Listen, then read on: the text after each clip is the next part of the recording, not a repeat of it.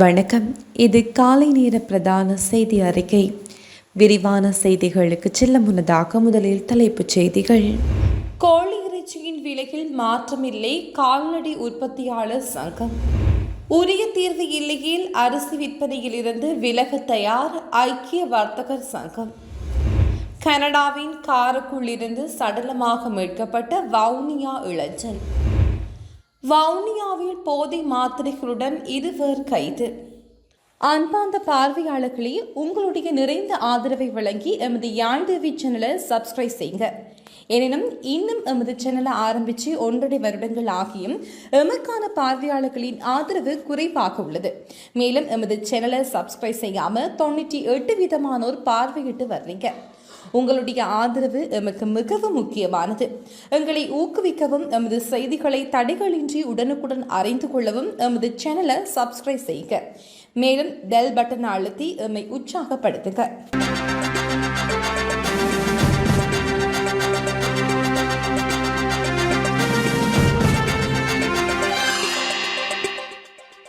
ஹிக்கடுவ பகுதியில் வீடொன்றில் மறைத்து வைக்கப்பட்டிருந்த கைத்துப்பாக்கியுடன் சந்தேக நபர்கள் இருவர் கைது செய்யப்பட்டுள்ளதாக காவல்துறையினர் தெரிவித்துள்ளனர்.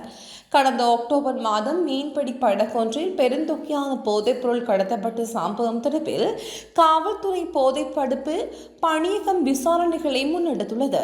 அதற்கமைய சந்தேக நபரான குறித்த படகின் உரிமையாளரிடம் முன்னெடுக்கப்பட்ட விசாரணைகளின் போது அவரால் வீடொன்றில் மறைத்து வைக்கப்பட்டிருந்த துப்பாக்கி, மெகசின் மற்றும் 4 தோட்டாக்கள் என்பன கைப்பற்றப்பட்டுள்ளது. அத்துடன் இந்த ஆயுதங்களை வழங்கியதாக சந்தேகிக்கப்படும் சந்தேக நபர் உள்ளிட்ட இருவர் கைது செய்யப்பட்டுள்ளனர். எதிர்வரும் உள்ளூராட்சி மன்ற தேர்தலில் ஜனநாயக தமிழ் தேசிய கூட்டணியின் அங்க வகிக்கும் 5 கட்சிகளும் ஒன்றிணைந்து போட்டியிட உள்ளதாக அறிவிக்கப்பட்டுள்ளது. ஜனநாயக தமிழ் தேசிய கூட்டமைப்பின் உயர்மட்ட குழு கூட்டம் வவுனியா கோவில்குளம் பகுதியில் அமைந்துள்ள தனியார் விடுதியில் நேற்று நடைபெற்றது. இந்த கூட்டத்தின் பின்னர் ஊடகங்களுக்கு கருத்துரைத்து ஜனநாயக தமிழ் தேசிய கூட்டணியின் ஊடக பேச்சாளரும் முன்னாள் நாடாளுமன்ற உறுப்பினருமான சுரேஷ் பிரேமச்சந்திரன் இதனை தெரிவித்துள்ளார். கிளீன் ஸ்ரீலங்கா திட்டத்துக்கு அமைய வாகன விபத்துக்கள் மற்றும் போக்குவரத்து நெரிசலை குறைக்கும் வகையில் காவல்துறையினால் 2 போக்குவரத்து திட்டங்கள் அமுல்படுத்தப்பட்டுள்ளது. நேற்றைய தினம் ஆரம்பமான இந்த நடவடிக்கைகள் எதிர்வரும் 19ஆம் தேதி வரை 2 வாரங்களுக்கு முன்னோடி திட்டமாக அமுல்படுத்தப்பட உள்ளதாக காவல்துறை ஊடக பிரிவு தெரிவித்துள்ளது.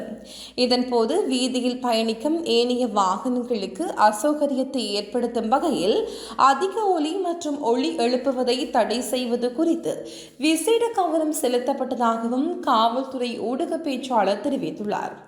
அத்துடன் விபத்துக்களின் போது ஆபத்துக்களை அதிகரிக்கக்கூடிய வகையில் வாகனத்தில் பொருத்தப்பட்டுள்ள அனாவசிய உதிரி பாகங்களை தடை செய்வது குறித்தும் அவதானம் செலுத்தப்பட்டுள்ளது. எவ்வாறாயினும் இந்த விடயங்களுக்காக குறித்த 2 வார காலப்பகுதியில் சட்ட நடவடிக்கை எடுக்கப்பட மாட்டாது எனவும் காவல்துறை ஊடக பேச்சாளர் தெரிவித்துள்ளார். நாட்டு மக்களின் போசாக்கு தேவையை பூர்த்தி செய்யும் வகையில் கந்தானியில் அமைந்துள்ள திரிபோஷ நிறுவனத்தை மறுசீரமைத்து அதனை அரசாங்கத்திற்கு சொந்தமான நிறுவனமாக தொடர்ந்து நடத்துவதற்கு அரசாங்கம் தீர்மானித்துள்ளது.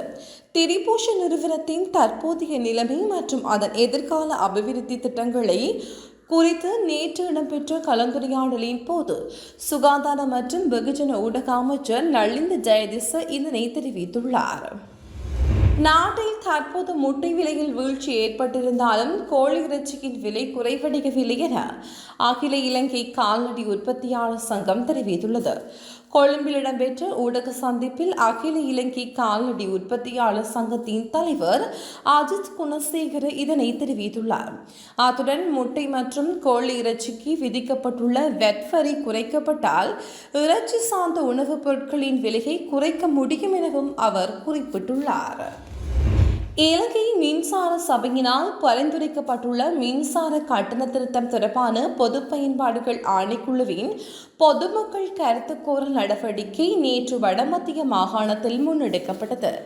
இதன்போது சிறு மற்றும் நடுத்தர தொழில் முயற்சியாளர்கள், வீட்டு மின்சார பாவனையாளர்கள் உள்ளிட்டோர் கலந்து கொண்டதாக எமது செய்தியாளர் தெரிவித்துள்ளார்.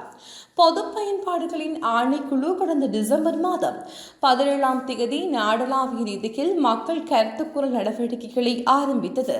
அதன்படி மாகாண மட்டத்தில் இந்த நடவடிக்கை மேற்கொள்ளப்பட்டு வருவதுடன் இந்த செயற்பாட்டின் முடிவில் மின்சார கட்டணங்கள் தொடர்பான இறுதி தீர்மானம் எட்டப்படும் எனவும் பொது பயன்பாடுகளின் ஆணைக்குழு தெரிவித்துள்ளது.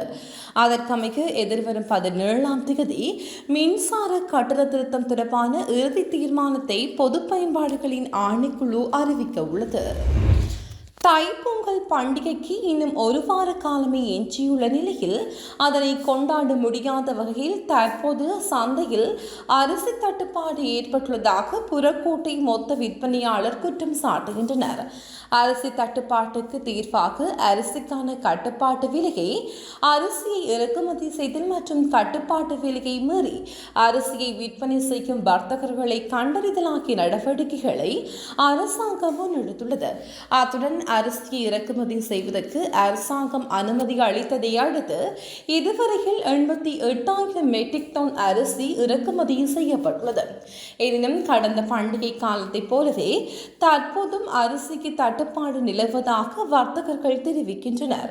இவ்வாறான பின்னணியில் தங்களுக்கு கட்டுப்பாடு விலையில் அரிசியை விற்பனை செய்வதற்கு முடியாத நிலை ஏற்பட்டுள்ளமை காரணமாக அதற்கான உரிய தீர்வை வழங்குமாறும் கொட்டக்கலை ஐக்கிய வர்த்தக சங்க ஜனாதிபதிக்கு வர்த்தக அமைச்சருக்கு கடிதம் ஒன்றை அனுப்பியுள்ளது. இதற்கு உரிய தீர்வு கிடைக்காவிடில் அரிசி விற்பனையில் இருந்து விலகி இருப்பதற்கு கொட்டக்கலை ஐக்கிய வர்த்தக சங்கம் தீர்மானித்துள்ளது. கொட்டக்கலையில் நேற்று பிற்பகல் இடம்பெற்ற செய்தியாளர் சந்திப்பில் கலந்து கொண்டு கருத்துரைத்த அந்த சங்கத்தின் தலைவர் புஷ்ப விஸ்வநாதன் இதனை தெரிவித்துள்ளார். கட்டுப்பாட்டு விலையில் அரிசியை விற்பனை செய்யுமாறு கொட்டக்கலையில் உள்ள அனைத்து வர்த்தக நிலையங்களுக்கும் நுகர்வோர் விவகார அதிகார சபையினால் எழுத்து மூலம் அறிவிக்கப்பட்டுள்ளது. அரசாங்கத்தினால் சிவப்பரிசிக்கான உச்ச விலை சில்லறை விலையாக 220 ரூபாய் நிர்ணயிக்கப்பட்டுள்ளது. அனுராதபுரம் மதவாச்சி பொருளாதார மத்திய நிலையத்தை மீள்திறப்பது குறித்து ஆராயப்பட்டுள்ளதாக தெரிவிக்கப்படுகிறது. வர்த்தகம், வாணிபம், உணவு பாதுகாப்பு மற்றும் கூட்டுறவு அபிவிருத்தி அமைச்சர் வசந்த சமரசிங்க நேற்று அங்கு விஜயம் மேற்கொண்ட போது இந்த தீர்மானம் எட்டப்பட்டுள்ளது. பொருளாதார மத்திய நிலையத்தின் தற்போதைய நிலை மற்றும் அதனை மீள கட்டியெழுப்புவதற்கான திட்டங்கள் குறித்து இதன்போது கவனம் செலுத்தப்பட்டுள்ளது. இந்த பொருளாதார மத்திய நிலையத்தை மீள திறக்க வேண்டியதன் முக்கியத்துவம் குறித்தும் அமைச்சருக்கு இதன்போது தெளிவுபடுத்தியுள்ளது. பிரதி காவல்துறை மா அதிபர் என்ற போர்வையில் வர்த்தகர்கள் உள்ளிட்ட சிலரை ஏமாற்றிய குற்றச்சாட்டில் நபர் ஒருவரை குற்றப்புலனாய்வு திணைக்களத்தினர் கைது செய்துள்ளனர். பொரளி பிரதேசத்தைச் சேர்ந்த இளைஞர் ஒருவரை குற்றப்புலனாய்வு திணைக்களத்தினர் கைது செய்துள்ளனர். வாட்ஸ்அப் மூலம் ஊடகம் மூலம் பணத்தை மோசடி செய்வதற்கு பிரதி காவல்துறை மா அதிபர் ஒருவரின் பெயர் மற்றும் புகைப்படங்களை பயன்படுத்தியதாக தெரிவிக்கப்படுகிறது. பிரதி காவல்துறை மா அதிபர் என்ற போர்வையில் தொழில் அதிபர்களுக்கு தொலைபேசி அழைப்புகளை மேற்கொண்டு பொய்யான முறைப்பாடுகளை பதிவு செய்து வழக்கு தாக்கல் செய்ததாக அச்சுறுத்தி நிதி மோசடியில் ஈடுபட்டமை தெரிய வந்துள்ளது. கனடாவில் பணிபுரியும் வவுனியாவைச் சேர்ந்த இளைஞர் ஒருவர் காரில் இருந்து சடலமாக மீட்கப்பட்ட சம்பவம் துயரத்தை ஏற்படுத்தியுள்ளது. குறித்த சடலமானது நேற்று முன்தினம் கனடா போலீசாரினால் கண்டுபிடிக்கப்பட்டதாக தெரிவிக்கப்படுகிறது. குறித்த இளைஞர் பயணித்த காரின் கதவுகள் திறக்கப்படாததால் காருக்குள் சிக்கி உயிரிழந்துள்ளதாக முதற்கட்ட விசாரணைகளில் தெரியவந்துள்ளதாக தெரிவிக்கப்படுகிறது. வவுனியா செட்டிக்குளம் வீரபுரத்தை வசிப்பிடமாக கொண்ட 21 வயதுடைய ஜேக்கப் நெவில் டிலெக்ஷன் என்பவரே இவ்வாறு உயிரிழந்துள்ளார். குறித்த இளைஞன் உயிரிழந்த காரை பரிசோதித்த போலீசாரும் இதே முடிவிலே இருப்பதாகவும் உயிரிழந்த இளைஞனின் மரணம் தொடர்பில் பூரண மருத்துவ பரிசோதனையை முன்னெடுக்குமாறும் போலீசார் கோரிக்கை விடுத்துள்ளதாக தெரிவிக்கப்படுகிறது. நாட்டு மக்களின் போசாக்கு தேவையை பூர்த்தி செய்யும் வகையில் கந்தானியில் அமைந்துள்ள திரிபூஷ நிறுவனத்தை மறுசீரமைத்து அதனை அரசாங்கத்துக்கு சொந்தமான நிறுவனமாக தொடர்ந்து நடத்துவதற்கு அரசாங்கம் தீர்மானித்துள்ளது. திரிபூஷ நிறுவனத்தின் தற்போதைய நிலைமை மற்றும் அதன் எதிர்கால அபிவிருத்தி நடவடிக்கைகள் குறித்து நேற்று இடம்பெற்ற கலந்துரையாடலின் போது சுகாதார மற்றும் வெகுஜன ஊடக அமைச்சர் நளிந்த ஜெயதிச இதனை தெரிவித்துள்ளார். வவுனியாவில் ஒரு தொகை போதை மாத்திரைகளுடன் 2 சந்தேக நபர்கள் கைது செய்யப்பட்டுள்ளனர். யாழ்ப்பாணத்திலிருந்து ஹம்பாந்தோட்டை நோக்கி பயணித்த தனியார் பேருந்து ஒன்றின் வவுனியா காவல்துறையினர் மேற்கொண்ட விசேட சோதனை நடவடிக்கையின் போது இந்த கைது நடவடிக்கை முன்னெடுக்கப்பட்டுள்ளது.